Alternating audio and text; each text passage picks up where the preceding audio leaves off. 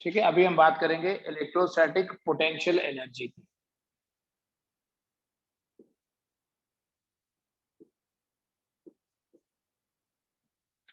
Electrostatic potential energy.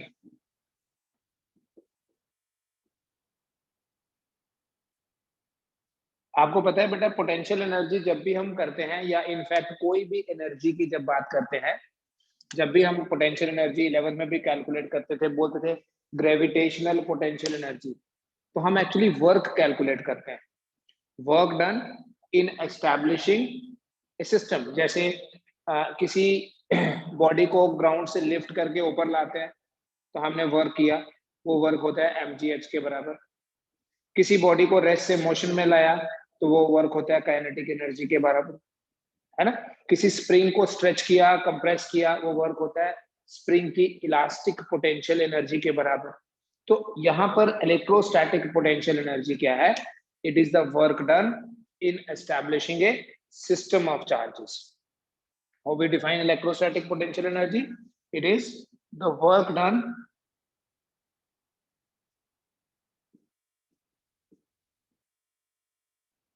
in establishing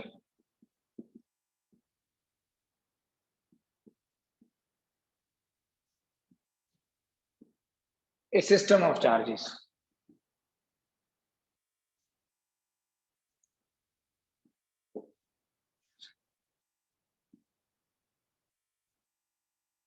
charges का कोई system बनाने के लिए जो वर्क करना पड़ता है, उसी वर्क को हम इलेक्ट्रोस्टैटिक पोटेंशियल एनर्जी बोलते हैं।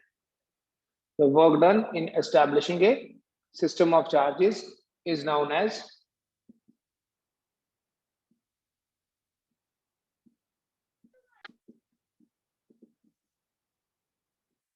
Electrostatic potential energy.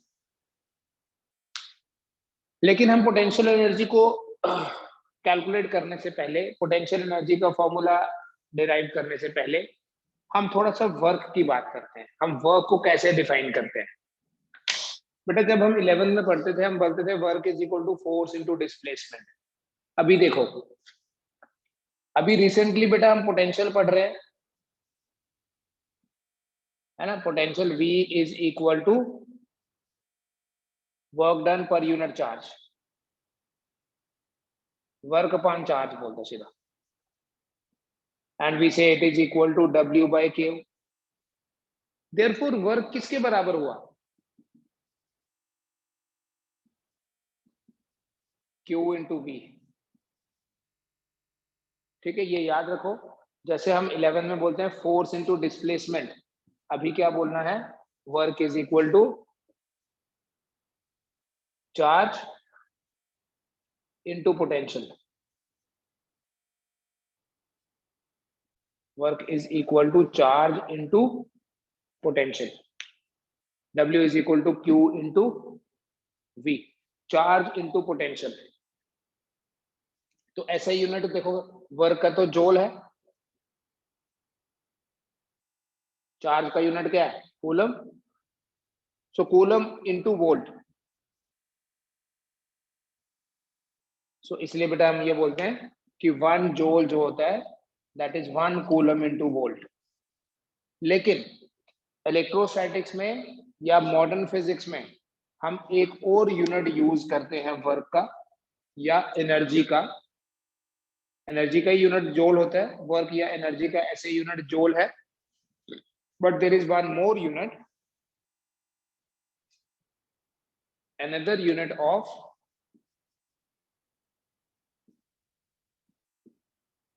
work और एनर्जी इज, लिखने में बेटा EV लिखते हैं, it is called as electron volt. क्या बोलते हैं इस यूनिट को? Electron volt. another unit of energy और वर्क इज इलेक्ट्रॉन वोल्ट। ठीक है, शॉर्ट में EV लिखना। 1 इलेक्ट्रॉन वोल्ट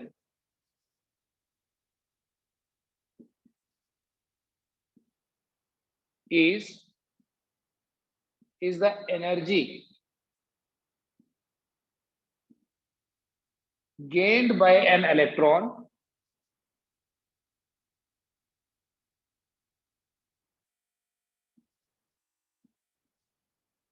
when accelerated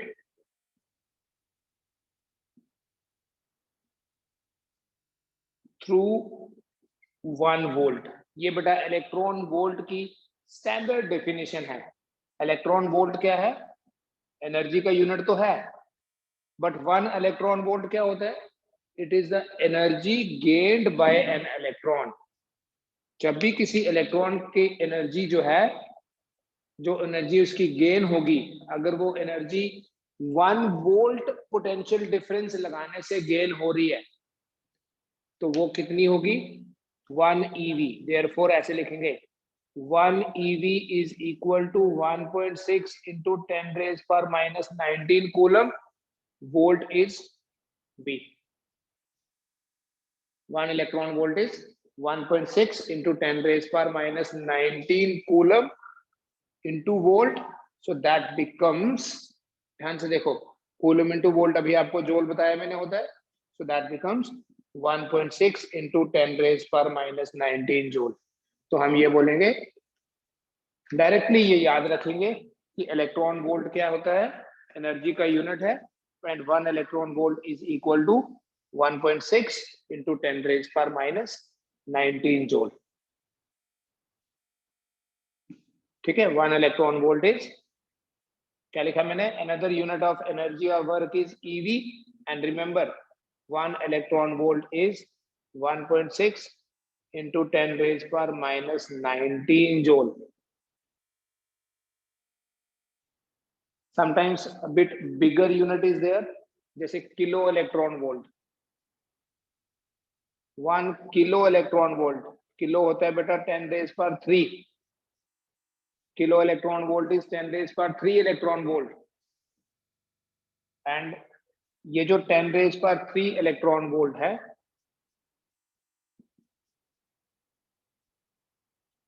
इसको लिखा 1.6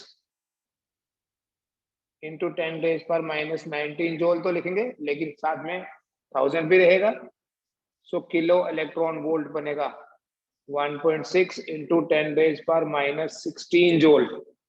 बेटा ऐसे ही और बड़े यूनिट है, like mega electron volt. Mega होता है million, 1 million electron volt, million is 10 raise पर 6 इलेक्ट्रॉन वोल्ट। ये जो 1 मेगा इलेक्ट्रॉन वोल्ट है,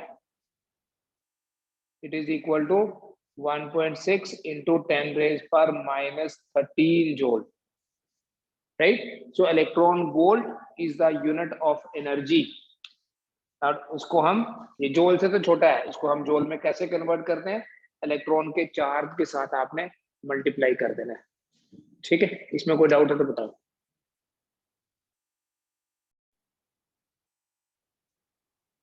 सपोज करो ये एक पार्टिकल है जो रेस्ट पे है, इसका चार्ज है Q और इसका मास है M, और ये रेस्ट पे है, मतलब इसकी इनिशियल वेलोसिटी 0 है। हमने क्या किया, इस पार्टिकल के अक्रॉस कुछ पोटेंशियल डिफरेंस क्रिएट कर दिया। और क्या होता है बेटा, जब पोटेंशियल, जैसे यहाँ कोई और चार्ज रखा, कोई और बड़ा चार्ज रख दिया सपोज, तो उसके कारण क्या होगा? इसको रिपल्शन मिलेगी। क्यों? क्योंकि ये इसके फील्ड में है, तो इसको रिपल्शन मिलेगी, जिसकी वजह से ये आगे भाग जाएगा। तो इस चार्ज ने क्या किया? इसके ऊपर वर्क किया। बेटा अभी आपको मैंने क्या बताया? जो वर्क होता है वो होता है charge into potential. How we define work? Work is defined as the product of charge and potential. If a particle of mass m is accelerated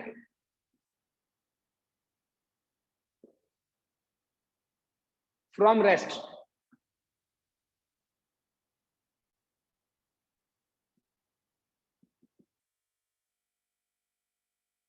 and v is the velocity gained by the particle.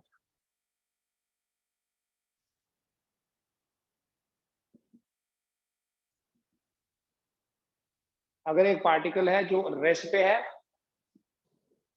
और हमने potential difference लगा के उस particle को accelerate कर दिया और उसकी वेलोसिटी v हो गई, then gain in kinetic energy is equal to 1/2 m into V square. बेटा जो पार्टिकल पहले रेस्ट में था इसका मतलब उसकी काइनेटिक एनर्जी 0, अभी वो पार्टिकल मोशन में आ गया तो उसकी काइनेटिक एनर्जी हो गई 1/2 mv स्क्वायर। काइनेटिक एनर्जी हो गई 1/2 mv स्क्वायर। तो ये काइनेटिक एनर्जी किसकी वजह से है? वर्क की वजह से। आपने 11 में एक थ्योरम पढ़ी थी, वर्क एनर्जी थ्योरम बोलते थे, याद है? Work done is equal to change in kinetic energy. तो according to work energy theorem, according to work energy theorem,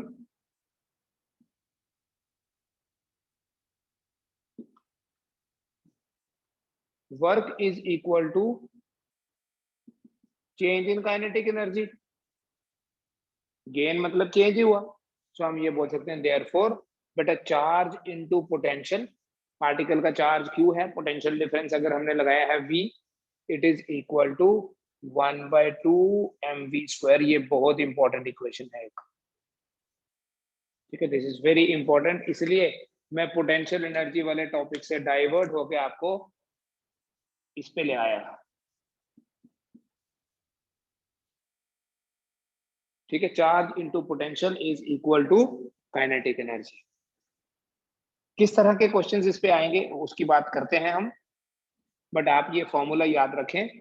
mechanics में जब हम बात करते थे बोले 1/2 mv square is equal to work, work is equal to force into displacement. आपको याद होगा ऐसे पढ़ते थे equation, F is into S is equal to 1/2 mv square. यहाँ फोर्स इनटू डिस्प्लेसमेंट नहीं है, यहाँ क्या है? Charge into potential. So you can keep this equation in your mind. Therefore, Q into V equal to 1/2 mv square. फिर कई बार entrance में question आएगा तो उसमें मोमेंटम की बात की जाएगी, क्योंकि जब पार्टिकल मोशन में है तो बेटा ऑब्वियसली मोमेंटम भी होगा। तो मोमेंटम क्या होता है? देखो ये आ गया काइनेटिक एनर्जी। ये जो काइनेटिक एनर्जी है 1/2 mv स्क्वायर तो है ही है, it is also equal to p square by 2m. What is p? Linear momentum. P is linear momentum.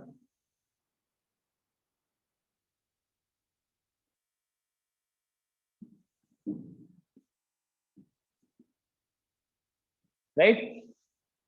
इसका मतलब अगर मैं दोनों को रिलेट कर दूं, ये मैकेनिक्स है और ये इलेक्ट्रोस्टैटिक्स है, I can say 1/2 mv square is equal to p square by 2m.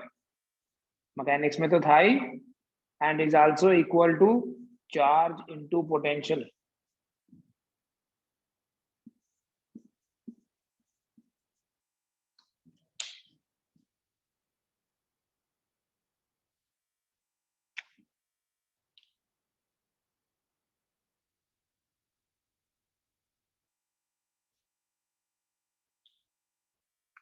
ठीक है, ये फॉर्मूला है बेटा दोनों का कॉम्बिनेशन, मैकेनिक्स और इलेक्ट्रोस्टैटिक्स का।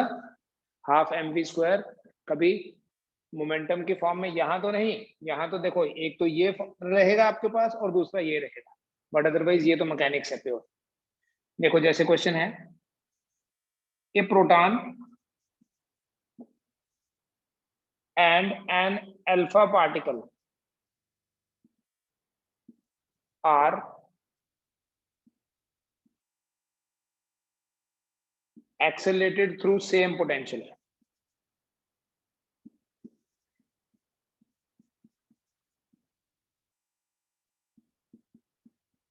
A proton and an alpha particle are accelerated through same potential. एक प्रोटॉन को और एक अल्फा पार्टिकल को एक्सेलरेट किया, उनके अक्रॉस सेम पोटेंशियल लगाया। Calculate the ratio of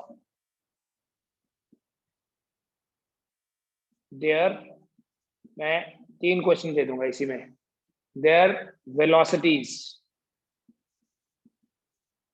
calculate the ratio of their kinetic energies, calculate the ratio of their momenta, momentum नहीं होता, मोमेंटम का प्लूरल है momenta.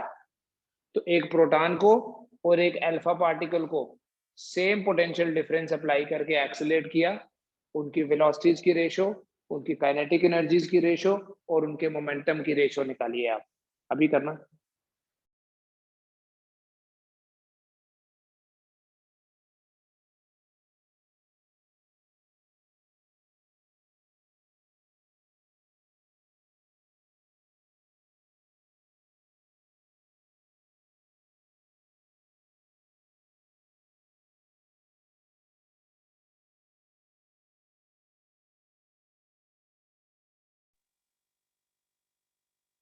One by two mv square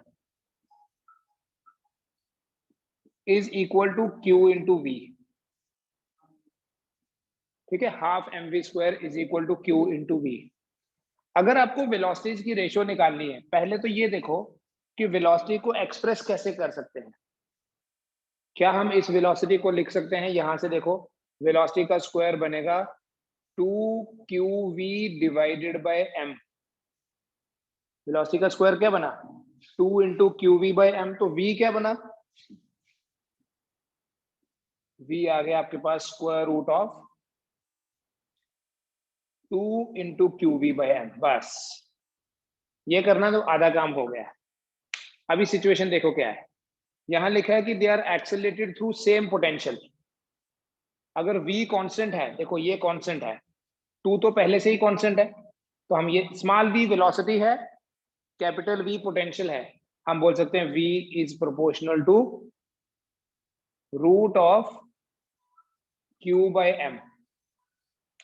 v is proportional to root of q by m। तो vp, therefore vp divided by v alpha आ जाएगा। Ratio find करनी है ना, डायरेक्ट रेशो प्रोपोर्शनैलिटी को इक्वालिटी में कन्वर्ट कर देते हैं जब रेशो फाइंड करनी होती है तो। QP bye MP, Q alpha by M alpha.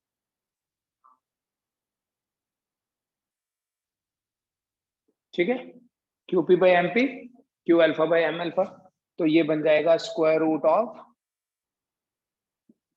QP bye MP into M alpha divided by Q alpha.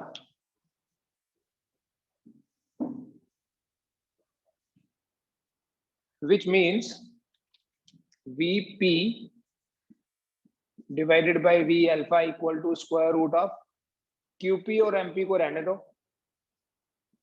M alpha 4 times MP, Q alpha is 2 times QP, right. QP अब देखो cancel, अगर आप value डालोगे ना तो फिर बड़ा lengthy हो जाता है, वैल्यूज नहीं डालनी है। ये QP इसके साथ कैंसिल, MP इसके साथ कैंसिल, तो VP बाय V अल्फा बन जाएगा, रूट के अंदर आ जाएगा 2, या आप बोल सकते हो root 2 is to 1।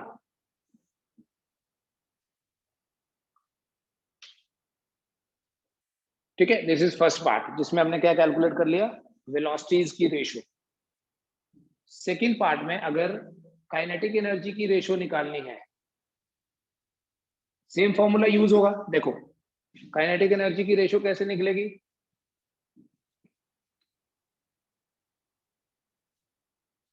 Q into V, यही तो काइनेटिक एनर्जी होता है। ये आसान है बेटा, यही तो काइनेटिक एनर्जी होता है।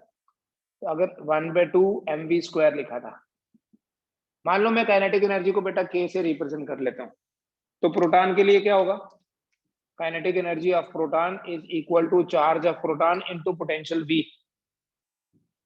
Kinetic energy of alpha particle is equal to charge of alpha particle into potential V. So Kp by K alpha आ जाएगा आपके पास simply Qp by Q alpha. Kp by K alpha क्या बना? Qp by Q alpha. It means Kp by K alpha is equal to Qp divided by Q alpha. तो Q alpha को लिखो ना 2 times Qp, कैंसिल हो जाएगा 1/2. तो आपका काइनेटिक एनर्जीज की जो रेशो है उसका आंसर आ जाएगा 1/2. तीसरा वाला ट्राई करना बेटा, अभी तीसरा करके दो. चलो मोमेंटम की रेशियो फाइंड करेंगे. काइनेटिक एनर्जी का दो फॉर्मूले हैं, एक तो चार्ज इनटू पोटेंशियल, दूसरा काइनेटिक एनर्जी जो है वो p²/2mb होती है. It is equal to q into v. So इसके बेसिस पे आपके पास p² आ जाएगा 2qv into m. And next आपके पास फिर p आ जाएगा रूट ऑफ 2qvm. समझ में आ रहा है? v सेम है तो जो मोमेंटम होगा वो डायरेक्टली प्रोपोर्शनल है square root of q and m. ये तो फॉर्मूला बना दिया. अब momentum of proton divided by momentum of alpha particle will be equal to square root of charge of proton, mass of proton. Charge of alpha particle, mass of alpha particle. So Pp divided by P alpha is equal to square root of proton के parameters रहने दो ऐसे ही. Q alpha की जगह लिख दो 2qp, M alpha की जगह लिख दो 4mp. The answer is 1:8. Momentum of proton, momentum of alpha particle. mp mp qp qp cancel. 1:8, जिसे आप बोल सकते हो या तो 1:8 या आप बोल सकते हो 1:2√2.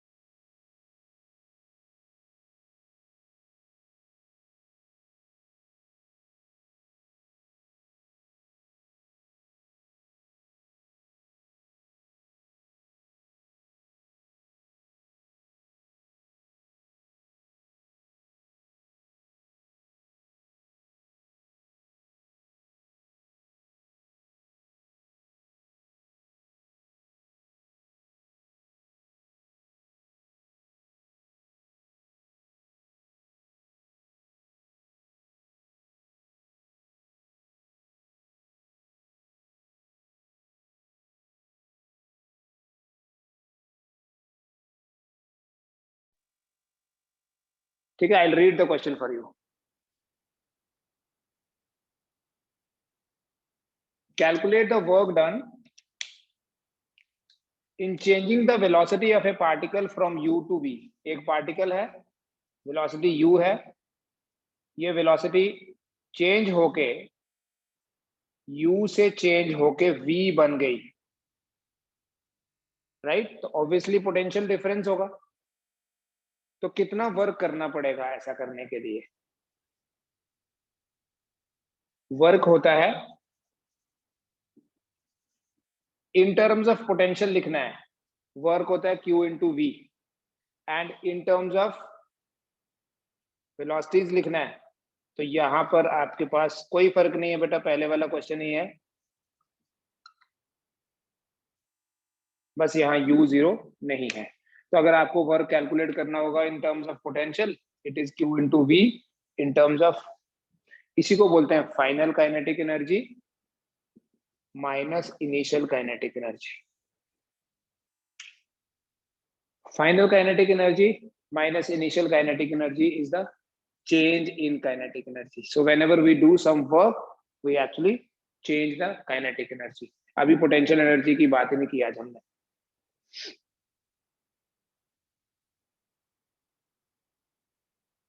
लिख लीजिए। देखो कुछ न्यूमेरिकल्स के लिए, मान लीजिए एक पार्टिकल का मास m है, चार्ज इसका q है, और ये पार्टिकल इनिशियली रेस्ट पे है, राइट? हमने कुछ पोटेंशियल डिफरेंस लगाया, और उस पोटेंशियल डिफरेंस के कारण इस पार्टिकल ने वेलोसिटी गेन कर ली v। तो ये वेलोसिटी कितनी होगी after time t? After time t ये वेलोसिटी फाइंड करो, या ऐसे करो, चेंज करता हूं, इसकी वेलोसिटी 0 से v कितनी देर के बाद हो जाएगी? After what time the velocity becomes v? पहले कितनी थी? 0। या आफ्टर व्हाट डिस्टेंस वेलोसिटी 0 से v हो गई? या तो डिस्टेंस या डिस्प्लेसमेंट बोल सकते हैं, डिस्प्लेसमेंट कैलकुलेट करना है या टाइम कैलकुलेट करना है, ठीक है? एंड ऑफ कोर्स यहां पर देखो, जैसे हम बोलते हैं force into displacement equal to 1/2 mv square minus 1/2 mu square equal to q into V. But इस बार हमने ये जो एक्सप्रेशंस करने हैं, ये इसमें ये वाला पार्ट भी इंट्रोड्यूस करना है। मैं हिंट दे देता हूं आपको, यहाँ u तो 0 ही है, so here u is 0, so we say f into s is equal to 1/2 mv square. Same equation जो पहले लिखी थी, यही वर्क होता है। अब यहाँ वर्क नहीं कैलकुलेट करना है, यहाँ आपको करना है कि कितनी देर के बाद उसकी वेलोसिटी v से u हो गई। तो इस तरह के क्वेश्चंस के लिए क्या करते हैं, वी यूज, अगर टाइम कैलकुलेट करना है, v equal to u plus 80, v equals to u plus 80, so v is equal to 0 plus f by m into t। कैसे? Force is equal to mass into acceleration, तो acceleration हो गया force upon mass, so can we say that v is equal to f by m into t। तो कितनी देर बाद velocity v हो गई? Therefore velocity v हो जाएगी कितनी देर बाद? m into v divided by f। इतने टाइम के बाद पार्टिकल की वेलोसिटी 0 से v हो जाएगी। तो ये f कहां से लाएंगे फिर हम? यहां से, ठीक है? देयरफॉर ऐसे लिखो, therefore t is equal to mv divided by, अगर पोटेंशियल की फॉर्म में लिखना है तो लिखना f is equal to qv by s। qv by s, s ऊपर ले जाता हूं, कैंसिल मत कर देना, स्मॉल v वेलोसिटी है, कैपिटल V पोटेंशियल है। और अगर आपको मान लीजिए s हमें पता नहीं है ना, अभी देखो फर्स्ट क्वेश्चन में हमें s तो पता नहीं था, तो s कैसे पता कर देते हैं? इन टर्म्स ऑफ t, ये वेरिएबल है। देखो अब दूसरी इक्वेशन यूज करना, s is equal to 1/2 AT square. तो इस तरह की मैनिपुलेशन करनी आपको आनी चाहिए। तो s equal to 1/2 AT square, तो यहां डाल दो वैल्यू, ठीक है? अगर आपको s पता करना होगा, मतलब आप जो मैकेनिक्स की 3 इक्वेशंस हैं, v equal to u plus AT, s equal to ut plus half AT square, या देखो तीसरा पार्ट कैसे होगा, v square minus u square equal to 2as। And of course अगर मैं आपको डायरेक्ट बताऊंगा ना, अभी बताता हूँ कि ए की जगह आप क्या लिख सकते हो, तो यहाँ लिखेंगे V square is equal to 2as, तो s कितना हो गया, वी स्क्वायर बाय 2a। पहले वाले क्वेश्चन में t कितना आ गया था, अगर बिना s के लिखना है तो t आ गया था, ये वाला पार्ट यूज किया था, t कितना आ गया था, m into V divided by f, यही है, m into V divided by, या इन टर्म्स ऑफ a ही लिख लो ना, t कितना आ जाता है, v बाय a। अब देखो इलेक्ट्रोस्टैटिक्स में और मैकेनिक्स में क्या डिफरेंस है। जब हम मैकेनिक्स पढ़ते हैं इस एक्सेलरेशन को लिखते हैं F बाई एम, लेकिन इलेक्ट्रोस्टैटिक्स में अगर आपको याद होगा तो आपको बताया था एक्सेलरेशन होता है ऐसे, F is equal to Q into E, याद है। सो F की जगह क्या लिखे, M into A is equal to Q into E, तो A क्या हो गया, Q into E by M लिखो, ये ज्यादा बेटर है। सो इस S को क्या लिख लोगे, V square by 2 into Q E by M, तो आपके पास S बनता है 1 by 2 M V square divided by Q into E. अब अगर आप सोचें, आप जितना यहाँ प्रैक्टिस करेंगे ना उतना बेटर लगेगा आपको। ये बेटा क्यू इंटू ई है फोर्स, है ना, फोर्स इंटू डिस्प्लेसमेंट इधर आएगा, अगर एफ इंटू डिस्प्लेसमेंट क्या होगा, वर्क, वर्क होता है 1 बाय 2 एम वी स्क्वायर। और अगर आपको टी पता करना है, what is the formula for T, T is equal to V by A, तो यहाँ स्लाइट मैनिपुलेशन है, T equal to V by A, so that means T equal to V by A की जगह क्या लिखूं, Q E by M, Q E by M. So अभी T कितना हो गया, M V by Q E, that is equal to P by Q E. P is momentum, P is momentum. तो question का आंसर क्या देना है वो डिपेंड करता है कि ऑप्शंस किस फॉर्म में है। इस क्वेश्चन का आंसर अगर मोमेंटम की फॉर्म में लिखना है, कितने टाइम के बाद वेलोसिटी 0 से v हो गई, that is equal to momentum of the particle divided by q into V. कितने डिस्टेंस के बाद हो गई, ये देखो, ये है बेटा काइनेटिक एनर्जी, तो मैं लिखूंगा kinetic energy divided by q into E. Is electric field intensity, और आपको पता है अगर आप पोटेंशियल पर हो तो फील्ड इंटेंसिटी फाइंड कर सकते हैं, E is electric field intensity. ठीक है, इतना कर लीजिए। ठीक है, ये नोट करना लेकिन सारा अच्छे से, इसके न्यूमेरिकल्स और करने हैं आपने, तो कल हम पोटेंशियल एनर्जी की बात करेंगे।